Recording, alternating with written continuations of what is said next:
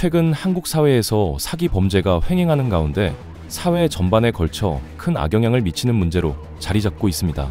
전세 사기, 보이스피싱, 대규모 금융사기 사건 등은 이제 뉴스에서 흔히 접할 수 있는 이야기가 되었습니다. 심지어 사기공화국이라는 자조적인 표현이 등장할 정도죠.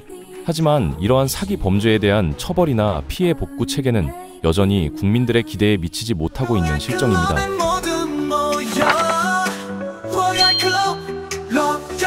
사기 범죄는 지난 2018년 기준 단일 범죄 중 가장 많은 고소 건수를 기록했으며 전체 고소 사건 중 무려 약 37.87%를 차지했습니다. 지난 2021년에는 약 29만 8천 건의 사기 사건이 발생했는데요. 이는 인구 10만 명당 577건에 달하는 수치입니다. 하루 평균 약 1,700건의 사기 사건이 발생한다는 계산이 나오는데 이는 성폭력, 폭행 등 강력 범죄보다 더 자주 발생하는 수치입니다. 하지만 이처럼 높은 발생률에도 불구하고 사기범에 대한 처벌은 국민들의 기대에 비해 부족하다는 평가를 받고 있습니다.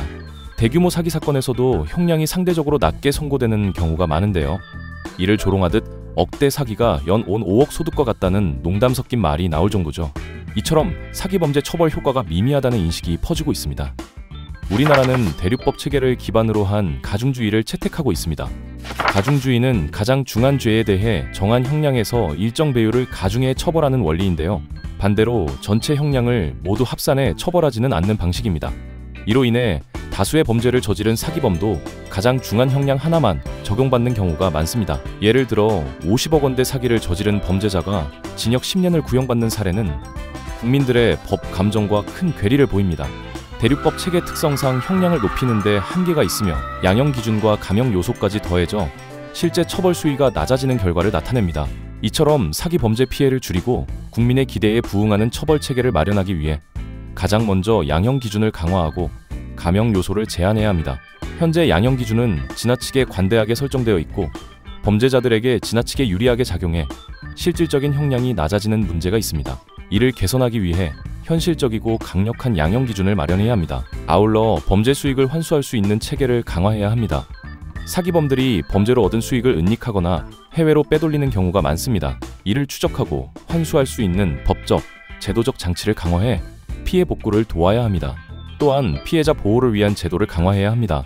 사기범죄의 피해자들이 경제적, 정서적으로 회복할 수 있도록 지원하는 체계를 마련해야 합니다.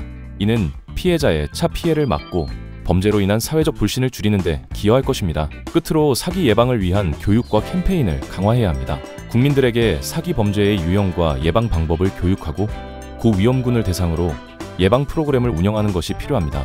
특히 카지노 슬롯 베팅 커뮤니티는 안전한 놀이터를 반드시 추천해야 하고 해당 놀이터가 가짜 사기인지 정확하게 판별하는 것이 사기를 방지하는 길일 것입니다.